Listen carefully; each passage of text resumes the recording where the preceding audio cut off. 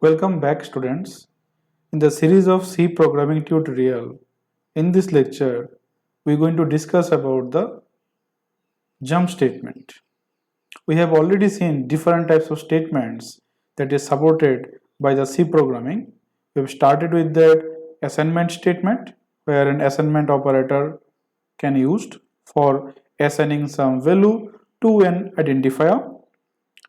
In addition to this, we have seen conditional statement that we have written with if and else, and also the branching statement that we have achieved with the switch case. Further, we have seen a fourth category of the statement that is called looping statement, and under this category we have already seen three different variations. One is for loop, second one is while loop, and third one is do while loop. In this lecture, we are going to see another type of statement that is supported by C programming, that is called jump statement. Okay, so let us first see the definition and its purpose, and then we will see what are the different types of jump statement is supported by C programming. So what is a jump statement? A jump statement in C are used to alter the normal flow of control in a program. To change the normal flow of execution, simple. Alter means change. Okay, to change. Okay, to change the normal flow. So what are the flow? Flow, suppose that if in our code we do not have any if else statement, okay, it will follow top to bottom like that. And if in our code, if we have an if else statement, it will come top to bottom. Then if there is a condition, based on the given condition, either it will follow true path or either it will follow false path. So this is the normal flow. Another flow in a switch case, based on the matching case statement, it will execute a particular case and then execute or out exit from the switch case. And in the looping statement, we have seen that till the condition is true, the body of the loop is keep continue, okay, keep continue of execution. So we called it iterations. So out of those structure of computer programming, if we want to change the flow of a program in a loop, specifically we talk about jump statement mainly for inside a loop. Okay, so if you want to terminate a loop, we can go with a jump statement. Okay, we can go with the jump statement. If we want to skip some iterations, okay, if you want to skip some part of the code for iteration, we can go with the jump statement, right? So see the purpose. They provide a way to jump to a different parts of a program. So one section to another section, okay, one part to another part, different parts of a program, and are especially useful for skipping iterations. Means, suppose if you have written a for loop and inside the body of the for loop that you have written some piece of code, and if you want that body of the loop, okay, loop will continue, but you do not want body of the loop may execute fully, in such case you can use the jump statement. Okay, so let us see what are the types of jump statement. We will see the demonstration. C supports three types of jump statement. One is the break statement, second is continue, and third is go to with a level. So we called it Goto statement. Break statement we have already introduced in the switch case. I hope you have already seen how break statement works. But normally, other than switch case, we use break statement with the looping statement. Okay. So what is break statement? It is used to terminate the nearest and closing loop. Nearest and closing means if you have multiple loops, okay, one loop inside another loop, multiple loops, then if you are use break here, it will help you to terminate from the inner for loop. Okay, so let me write it here clearly so that you can understand it. What are we talking about this? What do you mean by this? Terminate the enclosing loop. Suppose we have a for loop, okay, inside this loop, suppose there is another for loop. We have not seen yet the nesting of for loop. We'll see. And inside this for loop, you have written break by following the programming syntax. And now we have the outer enclosing loop. So what this break will do, terminate the nearest enclosing loop. So for this break, nearest enclosing loop will be this for. So that means it will continue with the outer for loop, but it terminates from the inner for loop. I hope that definition is clear. Okay.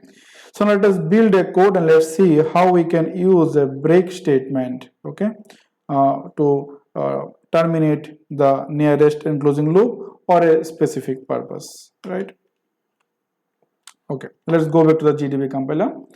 We're going to implement finding the first multiple of 7 in a given range with a break statement.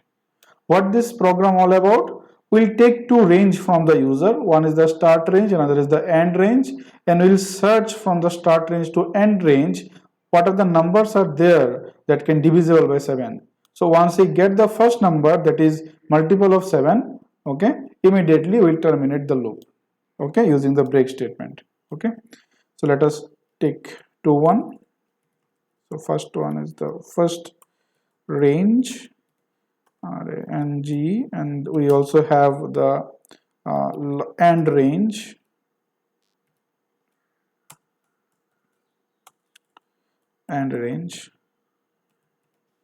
right. Okay, so now let us take input, enter first range of the number, take a scanf for input, and do not forget to pass the address for the first range. Okay, now let us take input for an end range. Let me just copy this 2 line. Okay, so enter the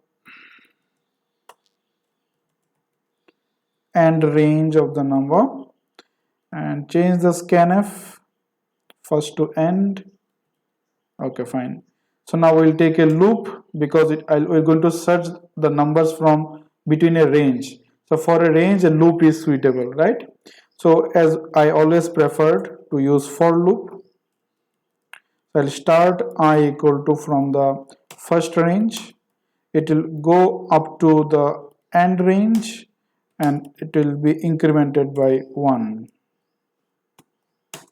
Right. So here we're going to test it. If the particular number I is divisible by 7 and it gives me the remainder as 0, what we're going to do, we're going to print this line and just write terminating from loop. Okay, and then we'll use the break statement, and here we're just going to print the number that is not divisible by the 7. So here we're just going to print 1 by 1 it will be printed. I hope you understand. Very simple code I have taken. Okay, so let us execute and see. Okay, it is waiting for the input, right? So enter the range of the number. So let us enter a number. I'll start it with from the 10, right? And enter the end range of the number. So end range, suppose I have taken 25. So now you can see here between 10 and 25 there are two numbers actually, okay, present. One is 14, okay, one is 14 and another is 21, right? So the question is, once we have find a number that is divisible by 7, immediately it will terminate, right? So now let's continue with the running of the code. Now see the output and try to understand the process here, how it works. Here you can see, and it started with the 10, Okay, so we found that 10 modulo 7 equal to 0 false. So it come here, it prints 10, right? So it is going up and I going to increment it by 1 due to this. So it's become 11. So again 11 modulo 7 equal to 0 false. So it prints 11. It again goes up. It become 12. So 12 modulo 7 equal to 0 false. It again prints the 12 and go up and update by 1. So it is 13. And now next 13 modulo 7 equal to also 0 also false. It prints 13, right? Okay. Once it is finished with the 13, it updated to 14. So now it is going up and test 14 is less than equal to 25. Yes, condition is true. And 14 modulo 7 is equal to 0. Is it true? Yes, it is true. So it prints this message terminating from the loop. You can see terminating from the loop, and immediately it breaks the loop. It goes outside of the loop. Okay. So even though the remaining part of the for loop is ignored, so means whenever a break statement, remember, whenever a break statement is encountered, whenever, note down this, whenever a break statement is encountered, then program control will jump outside of the enclosing loop. It can be also used inside the while loop as well as do while loop. Okay. So now let us go back to the one note. What we have written? We have written that terminating the nearest enclosing loop. Okay. So here I have used one loop based problem. This is only one loop. So this is the enclosing loop for this break. So whenever this particular condition met, it terminates. So now let me show you another example. Please note down these statements. Right. Okay, pause the video and note down. Fine. So now let's move here further. Let us take two for loop. Okay, and let me show you how break can be useful. So I'm going to provide this this link of this file so that you can revise the topic in the description of the video. So now I'm going to take two for loop, one inside another. I equal to 10, right? Then I less than, sorry, I equal to 1, I less than equal to 20, and I'm incrementing I by 2. Okay, so you don't know this, I equal to I plus 2, right? So I'm incrementing by 2. It is not necessary that you always use plus plus increment or decrement operator. You can use assignment statement and you can update the I the way I have did here. You can, so you can update it by 1, you can update by 2 based on your criteria. So I'm going to update by 2 here. So now next, let me take another for loop inside this. So now j equal to I. Okay. So let us start j equal to 1, no problem. And j less than equal to I. Okay. And j plus plus. So what are you going to do here? Whenever the j is, suppose j modulus by 3 equal to 0, we will terminate from the inner loop. So to make you understand, let me print a line terminating from inner loop. Okay, and we also going to print this number percentage d. Sorry, got it? Fine. So now let me just show you and also going to print the outer loop I, printf percentage d I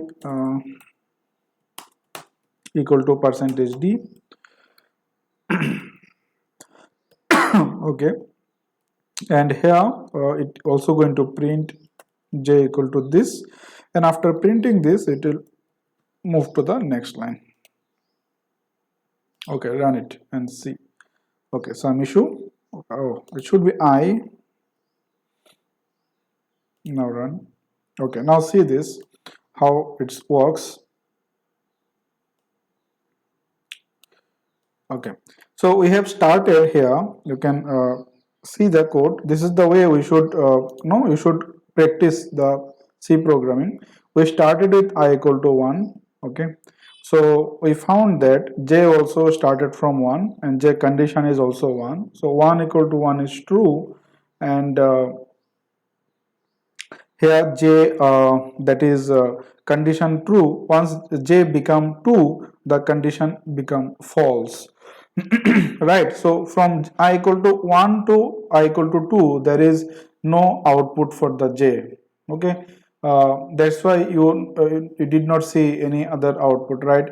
We directly from 1 we go to the I equal to 3. Why? Because the outer for loop control variable is I, and the inner loop control variable is j. Okay, so now see, the outer loop control variable is incremented by 2, so it is started with 1. So here you can see I equal to 1, and then I have used I plus 2, so it is going to the 3. So now when it is 3, what is happening? J equal to 3, j equal to again 1, and it has become less than equal to 3. So definitely 3 modulus 3 is equal to 0, right? Yes, you can see I equal to 3, j equal to 3. So it is terminating from the inner loop, okay, as it gives the message. And now next I become 5, because 3 plus 2 is become 5. So j equal to 1 and j less than equal to 5.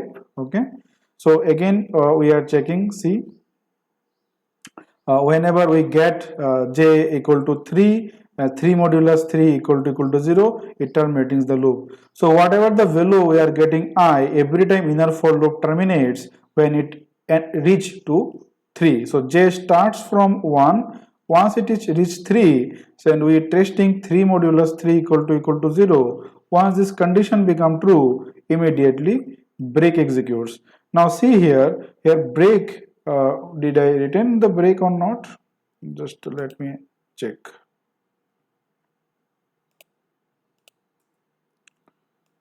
Oh, I have not written the break. Okay, now run this. Okay, now see.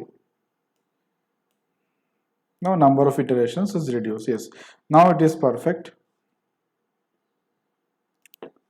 Okay, now see here. Uh, I equal to 1. I incremented 1, no outcome over there.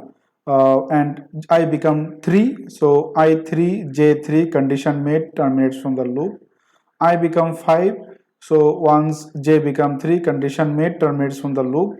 I become 7, again j equal to 3. So every time this condition met equal to 0, it terminates from the loop. Okay, so here you can see this break statement simply break from the enclosing loop. That is the statement that we have written, terminate the nearest enclosing loop. Now I think this definition is clear. Okay, fine. Now let's move to the next jump statement, that is we have continue.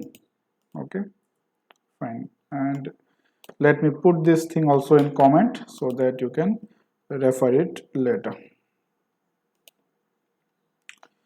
Okay, now what is continue? Let's read it. Skip the remaining code in the current iteration of a for loop. Previous one is used to break from, came out from a loop. Okay, came out from loop. Okay, but this one is not used to came out from a loop. It is used for move to the next iteration into a loop. Okay, move to the next iteration of the loop. What is the meaning of this? So let me just write it something here so that you can understand what is the meaning of this. Suppose there is a loop. Okay, loop, and there are some condition has met.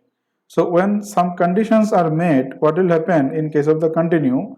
If you just write continue here, and suppose that some piece of line is still there after the if statement in the for loop, it will can execute, but due to the continue, it will go to the next iteration.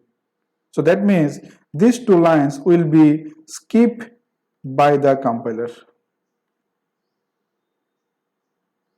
Skip by the compiler. So it is written here. You can check it carefully, skips the remaining code. So assume that there are couple of lines, okay, for loop, the condition, and inside the for loop there is continue you have written, and now there are some printf statement, there are more printf statements, suppose, okay. So what will happen once the continue is executed? So from this particular point, program control will go up. Okay, don't worry, updation will definitely going to execute. Updation is always the last statement. Okay, so updation, anyway updation will execute, so it will move to the next iteration. It never said that it continue and skip the updation. It says that the definition says that moves to the next iteration. So go to the next iteration, we need to execute this, right, the updation. In our case it is positive. We have also seen the example for the negative updation, so it is possible, right? So now let us see an example in the GDB compiler, and let us understand how the continue is actually works. Okay, so we're going to demonstrate this particular code, skipping multiple of 3 while printing number. Okay, so whenever we get a multiple of 3, so it will continue to the next iteration, it will not print that number. Okay, means we're going to take a number from the user. Okay, so we'll take a number from the user, like, just a minute. We'll continue like this way. You take a number, suppose a number we're going to take from the user as 100. So whenever we get any multiplier of 3, so like this 3, 6, 9, all these numbers till 100, all these numbers will be skipped. It will not print, and it will continue to the next number. Okay, so it will print 1, 2, 4, 5, 7, 8, 10 like this. Okay, so let's see this. So integer number, printf, enter a number,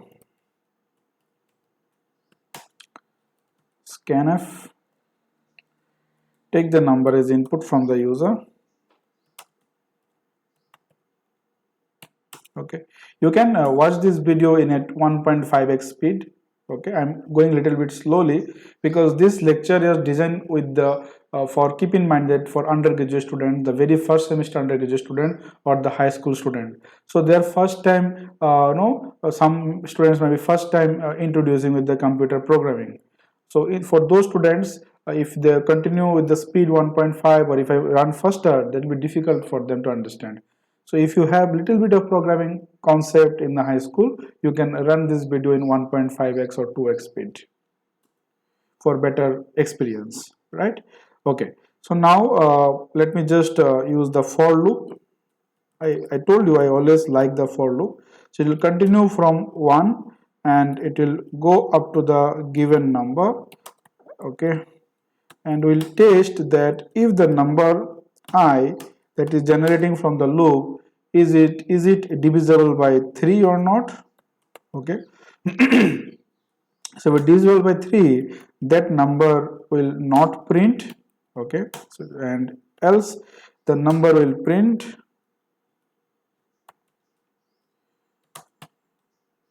Okay, fine. So now let's see this, run it. So it's asking for a number. Suppose now I have given 30. So now here you can see 1, 2 is printed, 3 is not printed, again 4, 5 is printed, 6 is not printed. So all the numbers from 1 to 30, those are divisible by 3, are not printed, and again my loop is continue, there is no issue. So that's why I told you, written in the definition, that it will move to the next iteration, it will not it will move to the next iteration, it will not, it doesn't mean that it will not going to execute the updation. So here in this example, it is very much clear that updation is executed properly. Okay, updation is done, and that is the reason. Okay, that is the reason you can see 1 to 2 we get. Okay, fine. 2 to 4 we are getting. 3 also we are getting. It is not updating by 2, it is updating by 1. But due to this condition, we are not able to print the 3. Okay, so it is due to continue. So from this point it will go up, and definitely before going up, updation is going to be executed. Remember, in the for loop example we have seen that without writing updation also we can continue with the for loop, and updation can be written as part of the for loop. But careful, if you change the basic nature of the for loop, let me show you. So I have changed the updation here, and if I just put it after the printf, here, careful, now updation will not done, because updation normally we put here after this condition in the for loop. Now you change the basic syntax of the for loop. In such case updation will not be done. Let me show you. Run this. So now 30, see it not printing anything. Okay, so updation is not done. It falls in infinite loop type stuffs. Okay, so because updation is here, it is never going beyond the 3, it is remain as 3. Okay, so control X, let me just stop the execution, control C. Yeah, so let me show you here. uh, printf, from the inside I going to print. So from inside, now print I, so that you can see any output or there or not. Run it again. So 30. So now see, from inside, keep printing. Got it? So I hope you understand the break statement. Okay. Uh, Now we'll move to the break and continue both. Okay. So we'll see the more examples based on the topic. Now we're going to move to the third category of the jump statement, that is go to. But believe me, we are not using goto simple, because it is simply change the complete structure of the execution. It directly jumps many statements, anywhere it can jump. Okay, so even some of the languages, those are came after the C programming, that doesn't support goto statement, because it make the readability of the code more complex. But because it is a part of the language, so I'll going to discuss this so that you can have the full knowledge of C programming, right? So let me just discuss first the definition of goto, and thereafter we'll see an example and its syntax. Okay, so let's see the definition here. So what goto suggest here, see, transfer control to a label statement. So to work with the goto, we also need to use some label. Okay, as we have seen the label type in case along with the switch, right? So similar kind, but not exactly similar. That means whenever you write goto, so whenever you write goto without any space and you write some label here, okay, go to level, okay. So let me just write it properly. So whenever you write go to level in your code, so compiler, you are forcing the compiler to ask him to check where is the level. Okay, where is the level? Okay, remember, level can be on this direction, level can also be in this direction. So if you use level on this direction, it is forward go to. Okay, if you use level on the backward direction, it will be the backward go to. Okay, careful which one you want to use. So transfer the control to a level statement, right?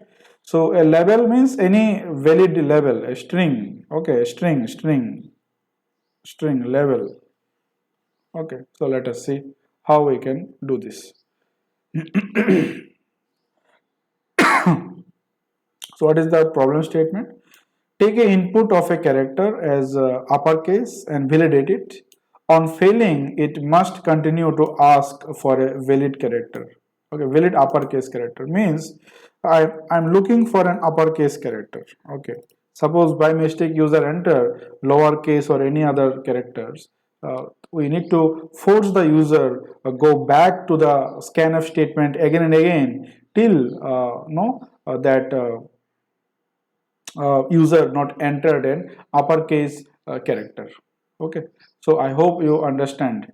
Okay, so now let us see here. So let me put this thing in comment. This is the example of continue that I have demonstrated few minutes back. So now let us take an character, okay, and ask the user by giving proper message, enter any uh, uppercase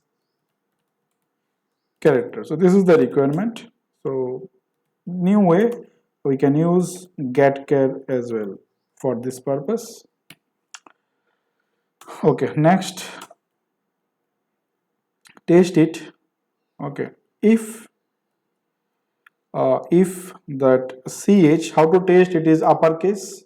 I hope you remember, right? It is greater than equal to a, right, and ch less than equal to z. So correct input, it will end, else we need to use a goto, right, goto validate input. Okay, so here I am writing now validate input. Okay, fine. Let me just check the syntax. Yes, correct, no issue. So it's asking for let me just okay, I hope you understand what is the scenario. Yeah, run it again. Asking for an uppercase character, I've given 7. Now see what is happening here. Enter any uppercase character. I have entered, did not enter an uppercase, fine. Program is also okay, but it prints 2 times. So what happened? Because the enter is also a character, so enter is also considered as an value for ch. Okay, so what we need to do here, if it is not valid, so let me just stop it from here. Yeah, if it is not valid, so let me write a block statement for the else. Okay, here we need to flush it. Okay, getChar, through getChar, and now run it and see. So it is asking for an enter and character. Now I have given 4. See, enter any uppercase character is asking. Okay, super. Now if I enter, sorry, an uppercase, see, it gives me correct output. So how it is works? Look at the flow of the program. Oh, miserable here. Okay, look at the flow of the program. How the compiler is behaving here. What compiler is doing.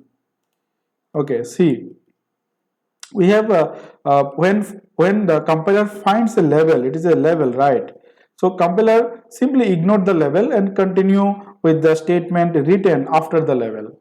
So here at the first time compiler prints this line and waiting for my input. Suppose I have entered 1, so it is coming here. So as of now the flow of the program is top to bottom, there is no change in the flow of execution.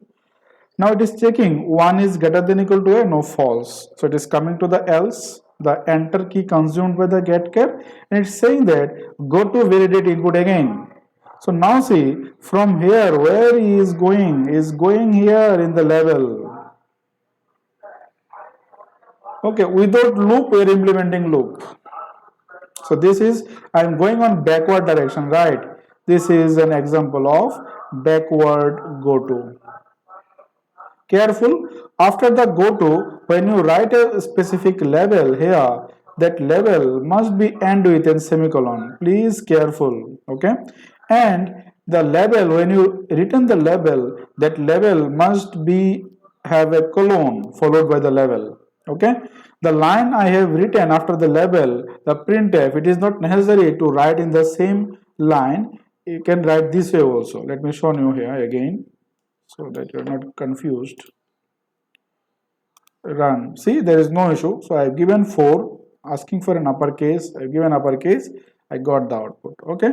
So we did not use this kind of stuffs in the project. Very difficult to understand the code. You can use, the features are there. It's up to you based on your requirement. Suggestion is given that not to habituate with this kind of statements. Right. So I hope you understand. This is a backward goto. So let us implement a forward goto. So here again, suppose when I have entered a correct uppercase, right? So if the condition met, so I can just use another go to here. Condition, I can write here condition, okay, as a level. So now I'm using another level here, condition, and now printf, correct input. Okay. Okay, save this and run. Okay, now see, I have entered wrong, it is continue. Again I have entered wrong, continue. Again I have entered wrong, continue. Correct one, no. Correct one. So now it is saying me correct output. So one go to working as a forward, another go to working as a backward, right? So I hope you understand now. Go to is clear fully. Okay, so this is the example of from this go to yeah, from this go to I'm going here, right? So it is forward go to, forward, and here we are going to this particular level, so it is backward go to.